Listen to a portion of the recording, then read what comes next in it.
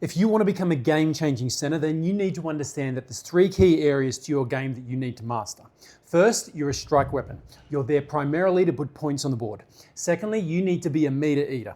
When coming out of your own end, your team needs strong carries to get the set started on the right foot. And thirdly, you need to be a defensive rock, because in the same way that your team needs you to generate try-scoring opportunities, your opposition center, the guy marking up on you, he's going to be looking to score points on your edge, and you need to be ready to shut that down. So stick with me, because by the end of this video, I'll show you how you can put these three keys together so you can transform from being just another player into a game-changing center who dominates on both sides of the ball. But just quickly, for those of you who don't know me, my name's Joe Murphy. I co-founded League Fit Academy 9 years ago to help young rugby league players build their body, their skills and their mind.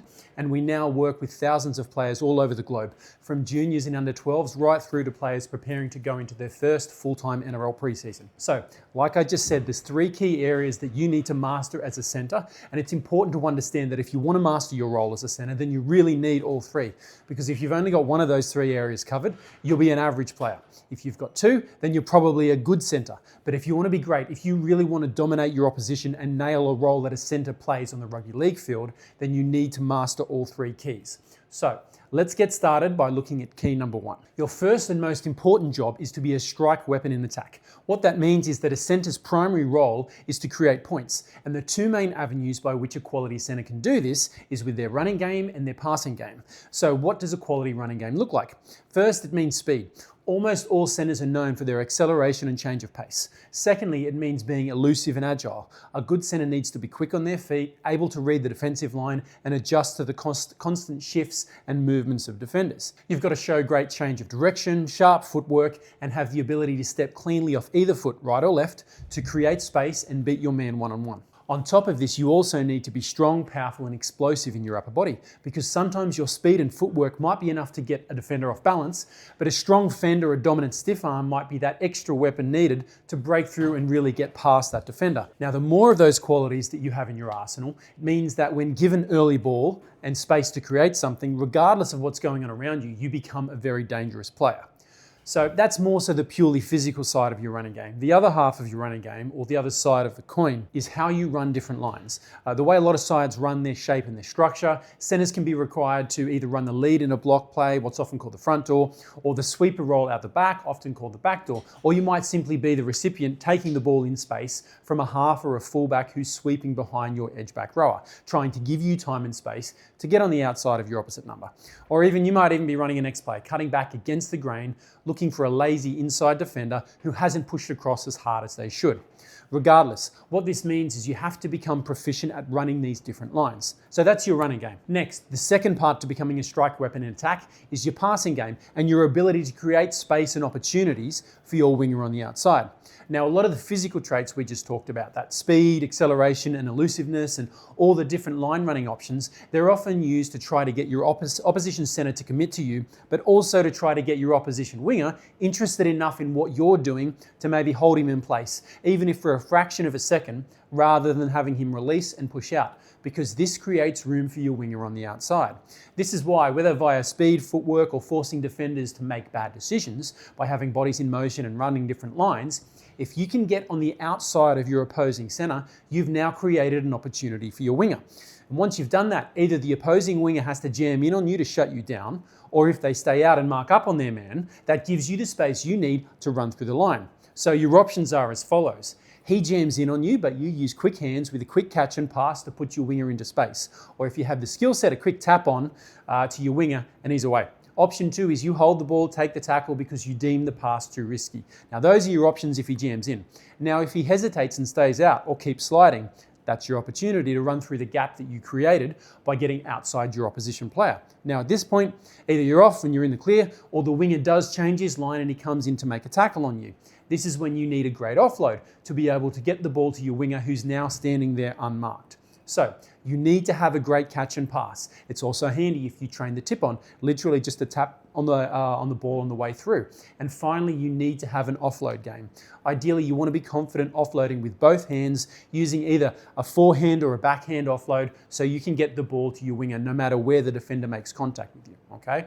So to summarize key number one, being a strike weapon in attack comes down to mastering both your running game and your passing game. On the running side, that means training both in the gym to get stronger and more powerful, as well as the field where you'll be training your speed, acceleration, and change of direction, while also becoming proficient at running the different lines in your team structures, like a block play or an X play. Now, with this physical prep work, it is fairly taxing on the body, so you need to make sure to fit it into a well-balanced weekly schedule that gives you enough exposure to improve, but not so much that you end up overtraining.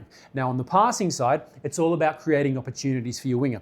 This means hammering your catch and pass skills. We're talking early catch and release, as well as building your offload game, so you're comfortable getting rid of the ball in traffic with both hands. Now, unlike with the physical prep work, that we just talked about, your skill work, your catch pass, your offload, they can and should be worked daily because A, it's not particularly physically taxing, and B, the volume required to improve your skills to the level where you can execute them on demand is really high. So you need to be getting reps in daily, okay? So that's key number one. Now, key number two to becoming a game-changing center is you need to be a meter reader. Now, what does that mean? Well, in the modern game, centers aren't just flashy finishers who set up and score tries. Their job is also to get sets started the right way with what's called a yardage set. Your team might call it a red set, safety set, or a coming out set, but essentially it refers to the set of tackles a team plays when they're working the ball out of their own half after receiving a kick. The goal is to get the ball as far downfield as possible, and the set is much more carry focused. It's not about fancy plays or shifting wide early, but rather hit ups, quick play the balls, dummy half scoots to get the ball as far downfield as possible without any errors. So your half can kick long, gain good field position, and then you can apply pressure with your defense. So the center's role is to take tough carries early in the set, often the second or third tackle after that winger's first hit up. It's to win the ruck with strong post-contact meters, finding your front and getting fast play the balls, and to really relieve pressure on the forwards so the pack isn't doing all the grunt work. For you to be ready to do this in games, you need to train it. You may be an outside back, but you need to learn to take hit-ups. You need to train to run onto the ball off the dummy half, receiving the ball right on the ad line, getting good leg speed to help win that initial contact. You need to train to be able to find your front and work on improving your play the ball speed, regardless of where the tackle ends up. As well as this, you need to train your scoots. You might find these yardage carries may be from you darting out of dummy half. So that's something you need to be training. Working on your pickup, getting wide enough to beat the markers, and then digging into the line. And one final aspect is you need to also work on your passing from dummy half. Oftentimes, tackle one may be a kick reception, return by the fullback. Tackle two could be your winger looking to take a regulation hit up. But more often than not, you as a center may be the one that gets into the acting dummy half position that needs to feed him the ball. And remember, one of the goals of a yardage set is to reduce the likelihood of errors by simplifying the set. This doesn't work if you deliver a crap pass to your winger and he fumbles the ball, which is why you need to work on your dummy half pass. So, key number two, coming out of your own end, you're expected to carry almost like a middle forward. Teams rely on their back five, centers, wingers, and the fullback to take those tough carries and chew up meters. If you can't or won't make those tough carries, you put a lot more pressure on your forwards and you'll never get beyond being an average center. And finally, we come to point number three. You need to be a defensive rock. Because in the same way that your primary goal as a center is to create point scoring opportunities, your opposite number's goal is exactly the same. He wants to score points on you. And you can be the best attacking player in the world, but if every time you create a try, you also then let one in, you're actually not helping your team at all. Hence the need for you to become very strong defensively.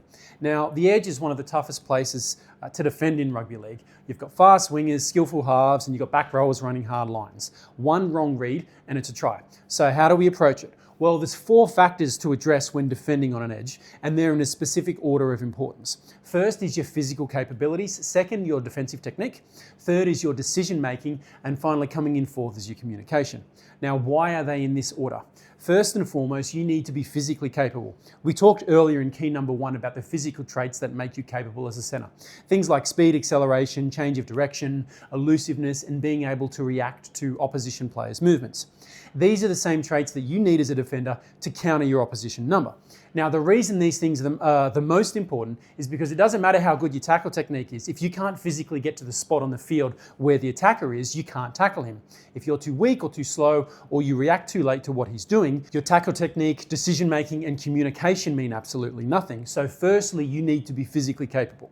Next is your tackle technique itself, and for a similar reason. It's no good having great decision making capabilities about when to hold, when to release, when to jam, or when to slide.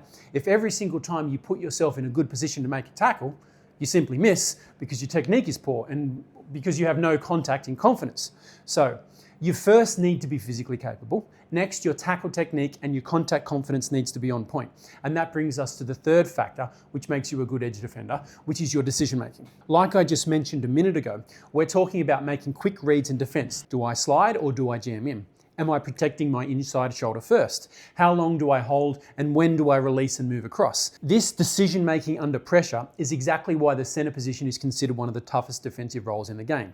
Now, the best way to train that skill, that decision making muscle, so to speak, is with reps. To start with, drilling 2-on-1s defensively, or what's called double D, essentially where you're covering your man, then once he's passed the ball, you release off him, sliding across and put defensive pressure on the ball receiver. So 2v1s and 3v2s is where it needs to start, with the defenders getting used to making the man with the ball play before shifting across and putting pressure on the outside.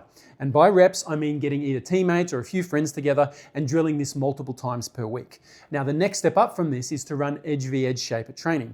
This allows you as a defender to see the same kinds of shape being thrown at you that you would be getting in a game, and it allows you to hone that decision-making process when under pressure. So that brings us to the fourth and the final component of your defense, which is your communication. And specifically, you building trust with the defender inside you, whether that's a half or an edge back rower, and even more importantly, with your winger on the outside. An edge usually defends as a unit. If the center jams, then the winger usually jams in with him. And this requires the two to communicate effectively at all times.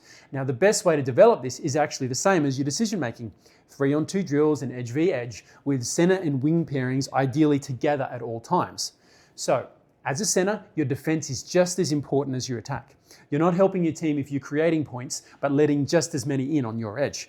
That being said, the 4 key factors you need to be working on in order of importance are your physical capability, speed, agility, strength, and reaction time, so you can actually get to where you need to be. Your tackle technique, solid contact skills and confidence, so you finish tackles once you get yourself in the right position to do so. Decision making, knowing when to jam, slide, and hold, or release under pressure. This comes from reps in drills like 2v1s, 3v2s, and edge v edge work. And finally, communication, working in sync with your inside back row or a half, and especially with your winger, so you think and move together as a unit. When you build all 4 layers, physical traits, technique, sharp reads, and clear talk, you become a true defensive rock on the edge. So, to bring it all together, if you want to become a game-changing center, you can't just rely on one aspect of your game. You've got to nail all 3 keys. First, be a strike weapon in attack. That means developing both your running game, speed, agility, footwork, and power, and your passing game, so you can create opportunities for your winger and put points on the board. Second, be a meter eater. Centers aren't just finishers. You've got to dig in, take tough carries out of their own end, win the ruck, and give their forwards a break by starting sets the right way. And third, be a defensive rock. Because as much as you want to score points on your opposite number, he's trying to do the same. If you can't physically match him, tackle well, make good reads under pressure, and communicate with your edge, then you're constantly costing your team just as much as you're giving them. Now, average players cover one of those areas. Good players cover 2, but the great centers, the ones who dominate on both sides of the ball, master all 3. Trust me, because I'm Joe, and Joe knows.